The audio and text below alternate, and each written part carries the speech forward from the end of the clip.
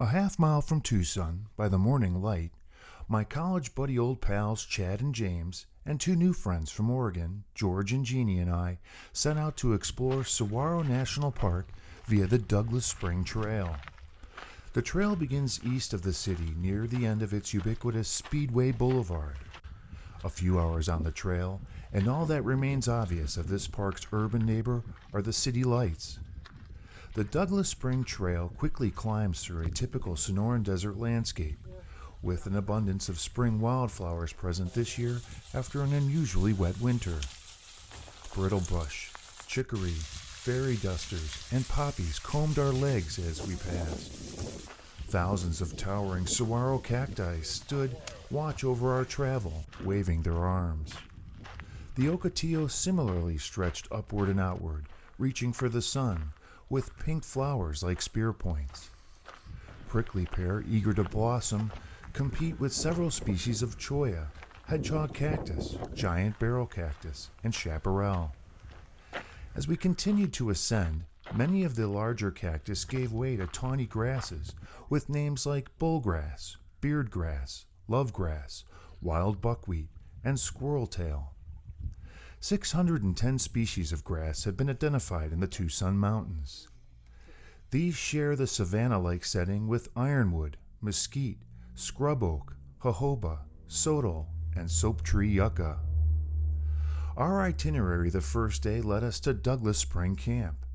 About 2,000 feet above our starting point, the campground has 3 sites: a food storage box, an aluminum outhouse, hitching post, and best of all, flowing water nearby. The water might be from the purported spring that gives its camp its name, or snowmelt from the higher elevations, or both. No matter its origin, we were all grateful for its presence. Although we only hiked about 6 miles, we had 5 days of provisions weighing us down up the steep incline, and we all seemed happy to be done for the day when we arrived. The nearly full moon greeted us as we ate and relaxed into evening.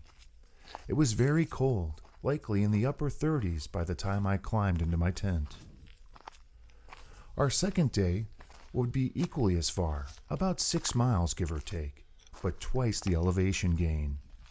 Our goal would be Manning Camp near the summit of Mica Mountain, one of the many sky islands that make the Tucson Mountains so unique. These high peaks stay cooler and wring more moisture from the seasonal storms than the adjacent lowlands. As a result, they harbor a diverse array of plants and animals that remain isolated from the desert floor and survive comfortably in spite of the surrounding aridity. Winter snow, evergreens, ferns, and black bears in the high country evoke the high Sierras, or the mountains of Upper Appalachia. This also provides respite for desert dwellers during the region's famous 100-degree summers. This was likely the inspiration for former Tucson Mayor Levi Manning and his family to homestead 160 acres and build their retreat at the 8,000-foot elevation in 1905. Apparently, after constructing a crude 11-mile-long wagon road up the steep grade, pack animals, hired help, and Manning himself hauled building materials and ultimately a piano to the getaway. After only a few seasons, the cabin and surrounding wilderness were acquired by the Department of the Interior and became part of Coronado National Forest and eventually Saguaro National Monument. In 1994, the area formally became the Saguaro National Park, and the cabin used primarily as summer accommodations for rangers, scientists, and fire crews. The trail to Manning Camp from Douglas Spring was carved from the shoulder of the drainage above Douglas Spring, which likely collected and accumulated the runoff above and helped supply the water we enjoyed the night before. As the trail switched back and upward, we left the desert behind and entered the pinyon juniper woodland typical of the rising altitude. And with it came several dozen pinyon jays dancing in the canopy and chasing each other through the valley. They had more enthusiasm than we did. The cold morning air gave way to sweat our hard climb up the trail had produced. The jays appeared satisfied with what must be an epic year of seed cones after the remarkable winter snow. The path upward seemed steeper as we went, and my morale was declining in proportion to this struggle. We argued and laughed deliriously about a supposed descent the last section of this day's hike would unveil, but if it existed, the relief was brief as we surrendered to the quiet ponderosa shadows, deer, streams, squirrels, and a carpet of pine needles on the trail leading into camp. We spent 2 nights at Manning Camp. There are 6 campsites, each with a food storage box and an impressive fire ring. The incense of wood smoke and warmth of the fire improved our resolve. There is a spring-fed water chute and fall nearby, which hydrated our meals and lulled us to sleep. Beside the creek, large granite formations lay bare against the backdrop of forest and sky. Every so often, military aircraft would pierce the silence as they maneuvered overhead. On our layover day, we hiked to Spud Rock. At 8,590 feet, it's the second highest peak of the mountain, only 50 feet lower than nearby Mica Peak, but with a better panorama, we were told. I had guessed the name came from the Yukon gold-like appearance, both in shape and color, the rock has from a distance.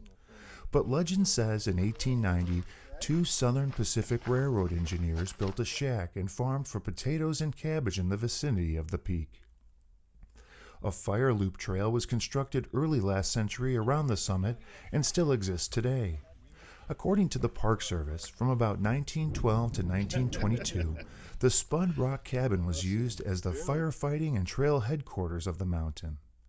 In 1922, the Manning Camp area began to serve this function. Since proper lookout coverage could not be made from only one point, fire protection trails were constructed, and 2 Forest Service fire guards rode a patrol from Manning Camp to Mica Peak via Spud Rock and back twice per day. Our effort to summit through a few snowfields and minor rock scrambling revealed a 360-degree view for possibly 100 miles.